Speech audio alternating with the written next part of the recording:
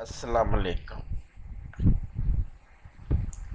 आज से मैं आपको फोटोशॉप स्टार्ट करा रहा हूँ। फोटोशॉप मैंने आपके सिस्टम में इंस्टॉल कर दिया था। फोटोशॉप को ओपन करने के मुख्तलिफ तरीके हैं। ये जो नज़र आ रहा है हम इसे स्टार्ट मेन्यू कहते हैं।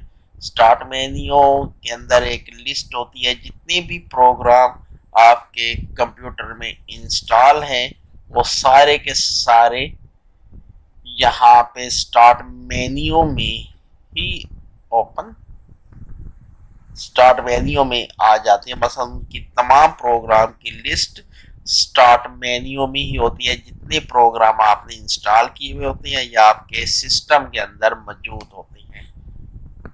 अब अडोब फोटो अब इसमें जो तरतीब होती है वो अल्फाबेटिकली होती है। सबसे पहले वो प्रोग्राम होती हैं जो ए से स्टार्ट हो रहे हैं, दूसरे नंबर पे वो प्रोग्राम होती हैं जो बी से स्टार्ट हो रही है, तीसरे नंबर पे वो प्रोग्राम जो सी से स्टार्ट हो रहे हैं। मसलन असेंडिंग आर्डर में होते हैं।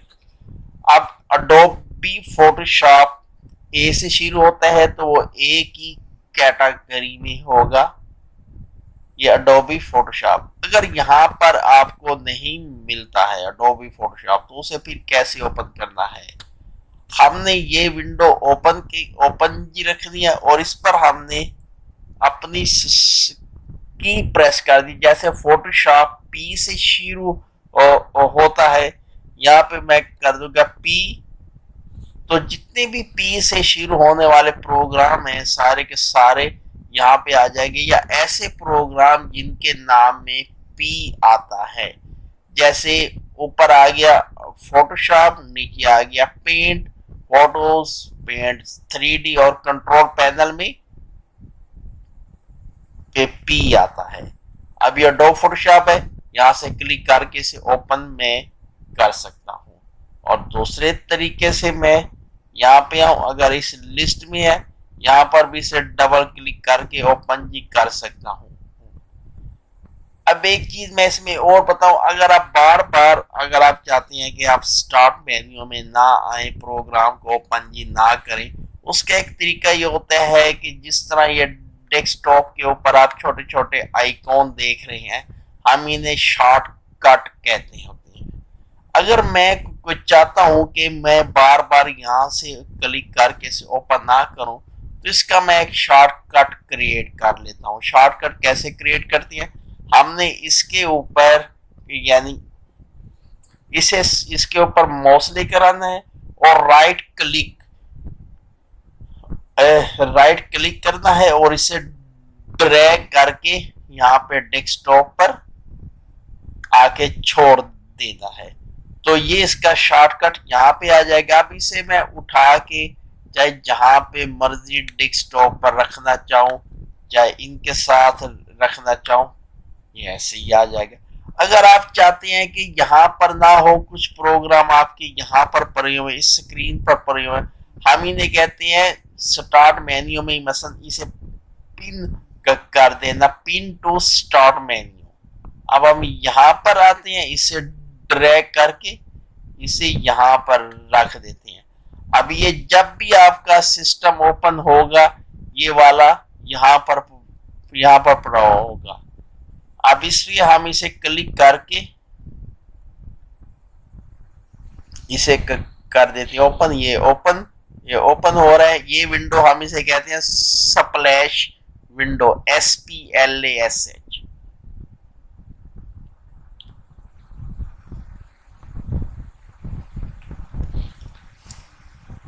फोटोशॉप अभी ओपन, और हाँ ये ओपन हो गया। सबसे पहली जो स्क्रीन होती है उसे कहते हैं वेलकम स्क्रीन।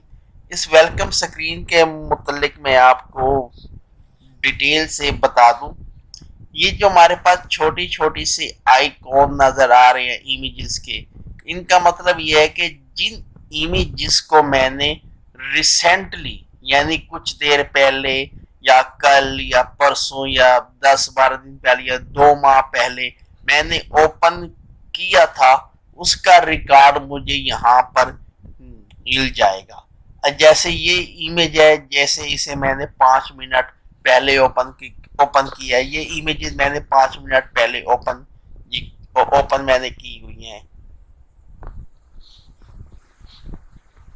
अब यहाँ पे आप कुछ ये देख रहे हो, यहाँ पे ये नेम, इसका मतलब है ये जो इमेज को रिसेंटली इमेज है ये किस तरह से शो हो। मसलन ये नेम वाइज शो, मसलन इनकी तरतीब ऐसी हो जैसे डिक्शनरी में होती है, पहले इमेज ए वाली आए, फिर उसके बाद जो बी से शुरू होने वाली है वो आए।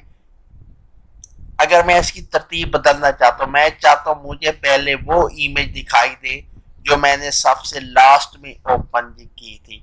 जैसे इस पर मैं क्लिक करूंगा ये वाली आ जाएगी कि मैंने सबसे लास्ट में कौन सी इमेज ओपन की थी।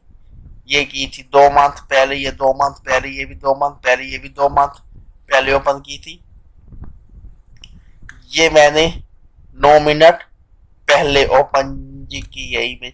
अगर मैं चाहता हूं कि मुझे वो इमेज तरतीब हो कि जिस इमेज का साइज सबसे बड़ा है वो सबसे पहले आ जाए, मसलन ये वाली इमेज यानी साइज वाइज।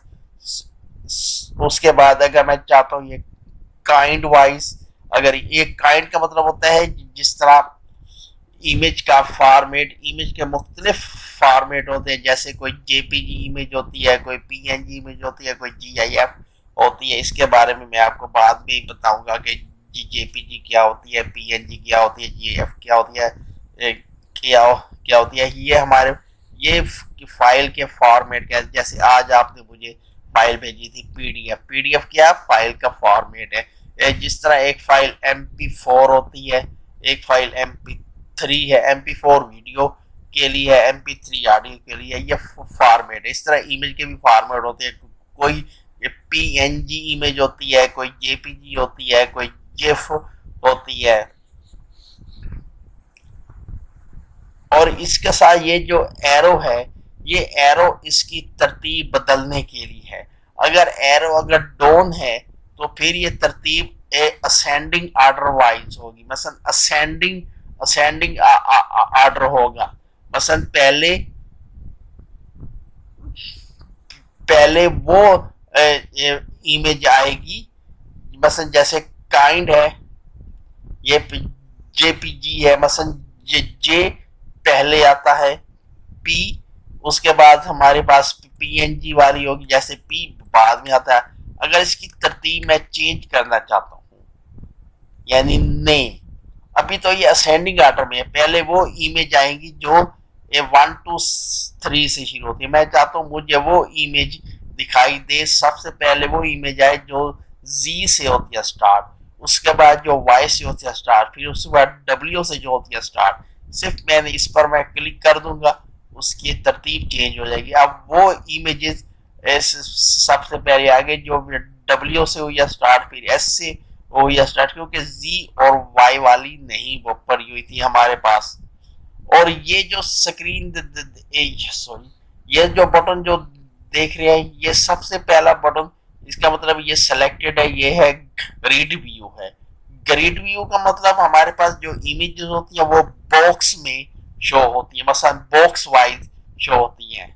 और ये जो है इसे कहते हैं लिस्ट व्यूज, जो इसमें इमेज है वो लिस्ट वाइज शो होती है, उसमें इमेज शो नहीं होगी, सिर्फ इमेज का नाम लिखा हुआ होगा, इमेज का साइज होगा, इमेज की काइंड होगी, और इमेज को आखिरी दफा कब ओपन किया गया था वो इंफॉर्मेशन होगी। जैसे हम इस पर क्लिक करते हैं, इमेज का नाम आ गया, लास्ट ओपन आ गई, मसलन इसे कब ओपन किया था, और इसका साइज क्या है, और इसकी काइंड क्या है, मसलन किस किस इमेज है, ये जेपीजी इमेज है या क्या है।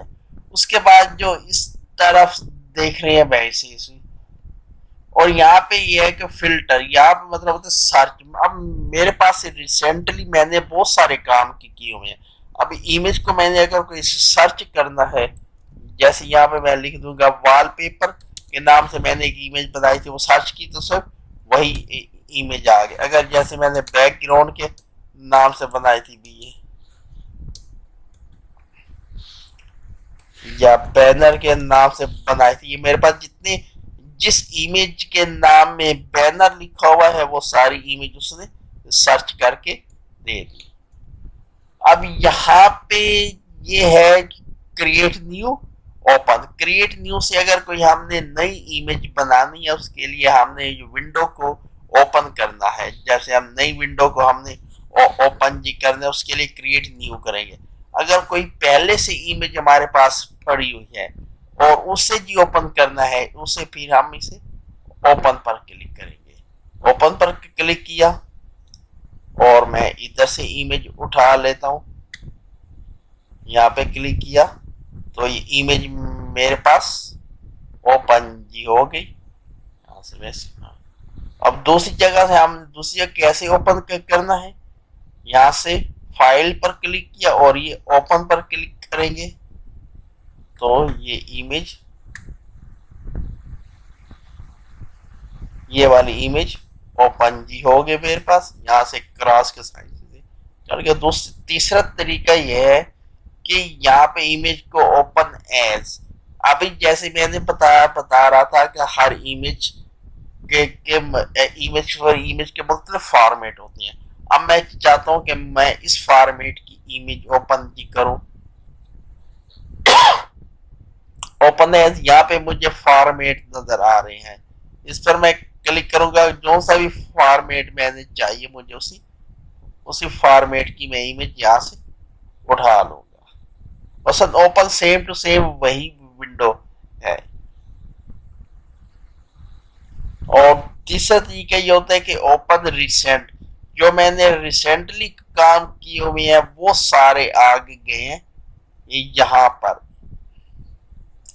ये वाले रिसेंटली काम वही है जो मुझे यहाँ पर नजर आ रहे हैं। जैसे अभी ये इमेज नहीं थी, अभी हमने ये 3 इमेज ओपन की हैं तो ये हमारे पास उसी तरतीब में पहले नंबर पर आ गए। जैसे हमने लास्ट ओपन पर क्लिक किया, जैसे ये आ गया। ये इमेज मैंने 1 मिनट पहले ओपन किया, ये 2 मिनट पहले ओपन की है इमेज, ये 2 इमेज हमने ओपन की थी तो ये इस रिसेंट विंडो में आ गई।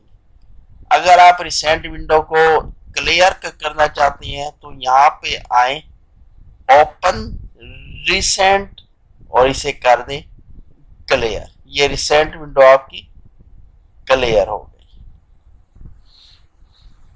अब तीसरा तरीका ये होता है कि इमेज को कैसे ओपन करना है, आप उसे करते हो इंपोर्ट। ठीक है, इसके मतलब कि मैं बाद में बताऊंगा किस तरह इमेजेस हम इंपोर्ट करते हैं। अब इस स्क्रीन पर आओ, इस बटन पर क्लिक करके क्रिएट न्यू। अगर आपने कोई नया काम स्टार्ट कर रहे हैं, अगर हमने कोई नई इमेज बनानी है उसके लिए हमने एक विंडो ही लेनी होती है। जिस तरह एक्सेल में अगर हमने कंट्रोल एन करते हैं या फाइल में से न्यू करते हैं, हमने कोई नई फाइल बनाने के लिए हम सबसे पहले हमने एक विंडो लेनी होती है। अब इसमें भी क्रिएट करने के मुख्तलिफ तरीके हैं। बस हम फाइल की क्रिएट विंडो ओपन करने के, चाहे आप यहाँ पर क्लिक करें तो आपके पास एक विंडो हो जाएगी ओपन, चाहे यहाँ पे फाइल में से आके यहाँ पर क्लिक करें फिर भी ये फाइल हो जाएगी ओपन। अगर आपके पास यही विंडो ओपन है, कंट्रोल और एन प्रेस करेंगे तो ये विंडो ओपन होगी। कंट्रोल डॉट एन आपका वक्त काफी बचाता है। अब इसमें आपने ये मुख्तलिफ आप ये स्क्रीन देख रही हैं। अब इसका ये रिसेंट है सबसे पहले, फिर है सेव्ड। अब रिसेंट का मतलब ये है कि जो जिस फाइल पर मैंने काम किया था जो रिसेंटली थी, अब उनका फाइल का साइज क्या था वो सारे साइज आए हुए हैं यहाँ पर। ये ऑटो ही सेव है। उसके बाद अगली है आती है सेव्ड। अब सेव्ड वो होती है कि जो साइज मैंने अपना बनाया है, जो मैंने कस्टम साइज बनाया है वो मैंने सेव करना चाहता। जैसे आपने कार्टून या डब्बा है, जूती वाला डब्बा या कोई भी डब्बा है, उसका साइज आपको पता है कि इतना ही साइज होता है। अब वो साइज बना के आपने सेव किया हुआ है, जब भी आए उसी पर क्लिक करें, वो साइज आप ओपन भी कर सकते हैं। ये मैं आपको अभी कुछ देर में बनाना सिखाऊंगा कि साइज हमने किस तरह से बनाना है। उसके बाद ये फोटोज पर क्लिक कर दिए, पहले से ही कुछ डिजाइन करदा साइज है जो कि एडोबी वालों ने बनाए हुए हैं कि एक फोटोज के डिफॉल्ट साइज क्या क्या हो सकते हैं। अगर कोई हमने फाइल प्रिंट के लिए करनी है तो उसका डिफॉल्ट साइज क्या क्या होते हैं। अगर कोई आर्ट बनाना है, जैसे पोस्टर बनाना है, प्ले कार्ड बनाना है, उसके साइज क्या क्या होते हैं। अगर हमने कोई वेबसाइट का पेज बनाना चाह रहे हैं, उसके साइज की क्या क्या होती हैं। इस तरह अगर हमने मोबाइल के लिए कोई पेज बनाना है, ये मुख्तलिफ डिवाइसेस के डिफॉल्ट साइज उन्होंने अडोबी वालों ने पहले सेट कर दिया है। अगर हम कोई फिल्म के लिए पोस्टर बनाना चाह रहे हैं, अगर हमने वीडियो का कोई पोस्टर बनाना चाह रहे हैं, तो उसके लिए साइज की क्या क्या सी है, ये पहले के ही बने हुए साइज हैं। अब यहाँ पे इस विंडो में, अब यहाँ पर आ जाए कैरी सेट। अब यहाँ पे आप सबसे देख रही है, यहाँ पे इसका मतलब ये है कि मेरी जो फाइल का नाम है वो मैंने यहाँ पे दे दिया हसन, और ये आगे जो बटन है इसका मतलब है साइज। जब मैं इस पर क्लिक करूंगा यहाँ पे आ जाएगा हसन, और उसका साइज कितना था 568 विड्थ थी और 29 उसकी हाइट थी। मैं इसे चेंज कर दूं 400 और 200।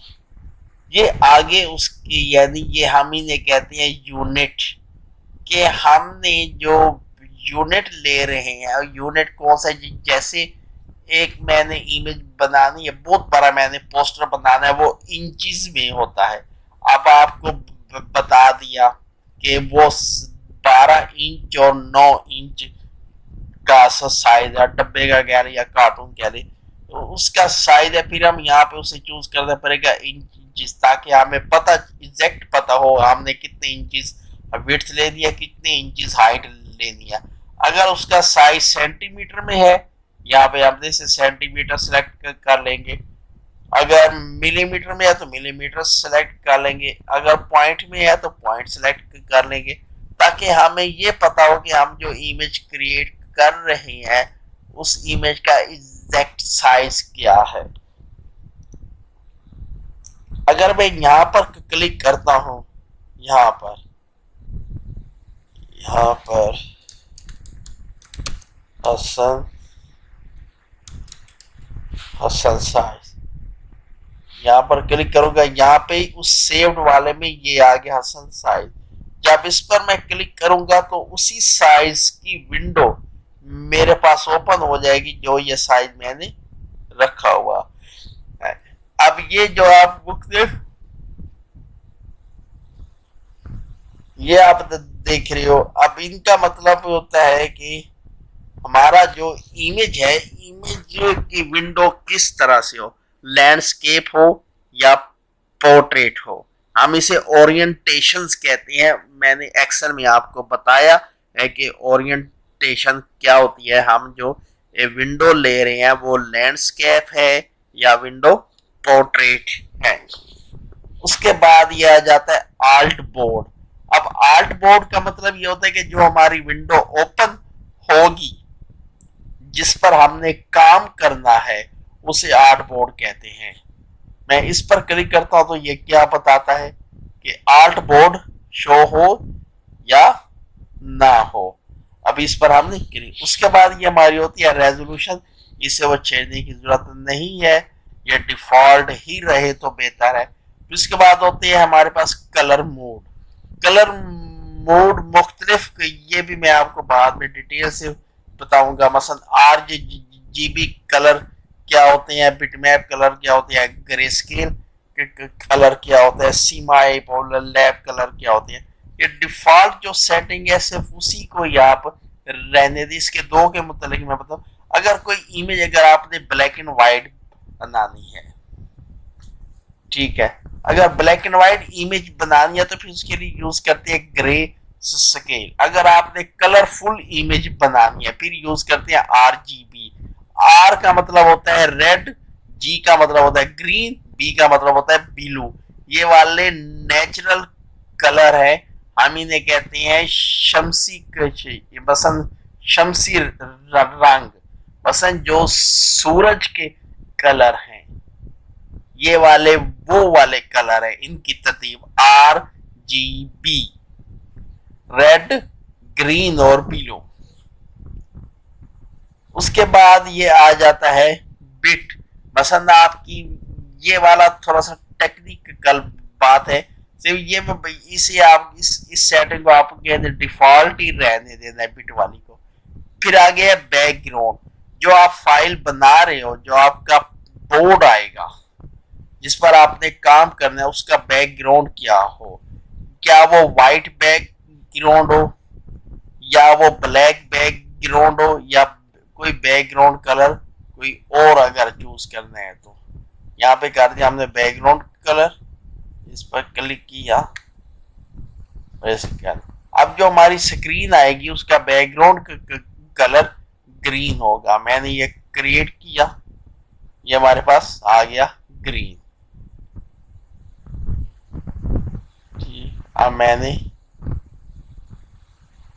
क्रिएट में आया, यहाँ पे मैंने सेव्ड में आके मैंने अपना ही साइज लिया,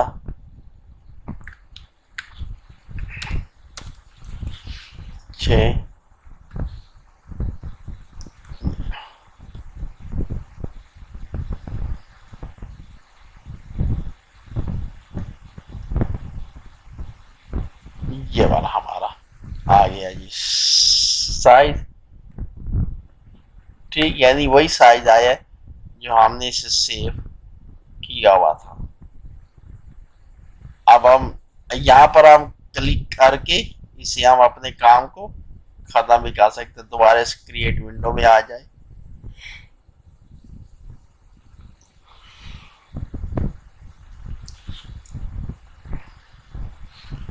अच्छा, अब इस के हम आगे हमारा है, हमने क्रिएट विंडो भी कर लिया। अब मैं इससे अगले लेक्चर में आपको बताऊंगा कि ये जो हमारी क्रिएट न्यू